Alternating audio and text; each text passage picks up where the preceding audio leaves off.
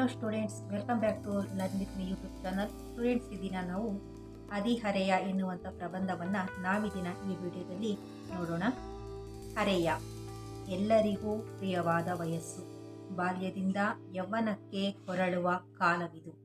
ದೈಹಿಕ ಮಾನಸಿಕ ಸ್ಥಿತಿಯು ನಿಧಾನವಾಗಿ ಕಿಶೋರಾವಸ್ಥೆಯಿಂದ ಪ್ರೌಢಿಮೆಯತ್ತ ಸಾಗುವ ಸಮಯ. ಪ್ರತಿಯೊಂದರ ಬಗ್ಗೆಯೂ ಅದಮ್ಯವಾದ ಕುತೂಹಲ ಬೆಳೆಯುವ, ಉತ್ಸಾಹ ತಾಳುವ ವಯಸ್ಸದು. ಜನಪದರು ಹೇಳುವಂತೆ ಚಿಟ್ಟೆಗೆ ರೆಕ್ಕೆ ಮೂಡುವ ವಯಸ್ಸು. ನಾನಾ ಬಗೆಯ ಕಾಮನೆಗಳು ಅರಳುವ, ಆಕರ್ಷಿಸುವ ಕಾಲ. ಪ್ರಪಂಚವನ್ನೇ ಜಯಿಸಿ ಬಿಡಬೇಕೆಂಬ ಉತ್ಸಾಹವಿರುವ ವಯೋಮಾನ. ಬದುಕಿನ ಬಗ್ಗೆ ಸುಂದರವಾದ ಕನಸುಗಳು ಮೂಡುವ ಸಮಯ. ವಯೋಮಾನಕ್ಕೆ ಸಹಜವಾದ ದೈಹಿಕ ಬದಲಾವಣೆಗಳಾಗುತ್ತದೆ.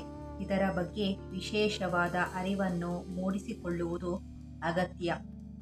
ಇಲ್ಲವೇ ಯಾರಿಗೂ ಹೇಳಿಕೊಳ್ಳಲಾಗದೆ ಕಿರಿಕಿರಿ, ಮುಜುಗರ ಅನುಭವಿಸಬೇಕಾಗಬಹುದು.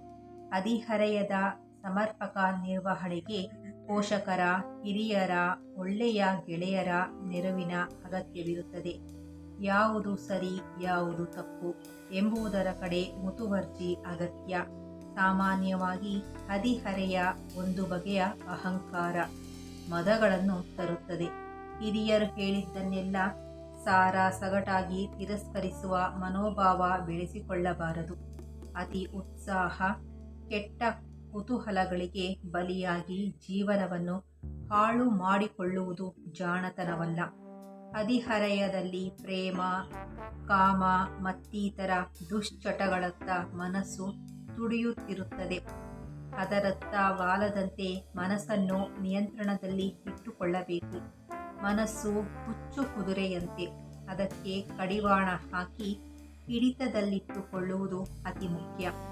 ಹದಿಹರೆಯದ ಹುಚ್ಚು ಪ್ರವಾಹದಲ್ಲಿ ಕೊಚ್ಚಿ ಹೋಗುವ ಕಾಗದದ ದೋಣಿಗಳಂತಾಗದೆ ಬದುಕನ್ನು ಸರಿಯಾದ ರೀತಿಯಲ್ಲಿ, ಸರಿಯಾದ ಮಾರ್ಗದಲ್ಲಿ, ಹಿರಿಯರ ಅನುಭವಿಗಳ ಮಾರ್ಗದರ್ಶನದಲ್ಲಿ ರೂಪಿಸಿಕೊಳ್ಳಬೇಕಾದುದು ಪ್ರತಿಯೊಬ್ಬರ ಜವಾಬ್ದಾರಿಯಾಗಿದೆ.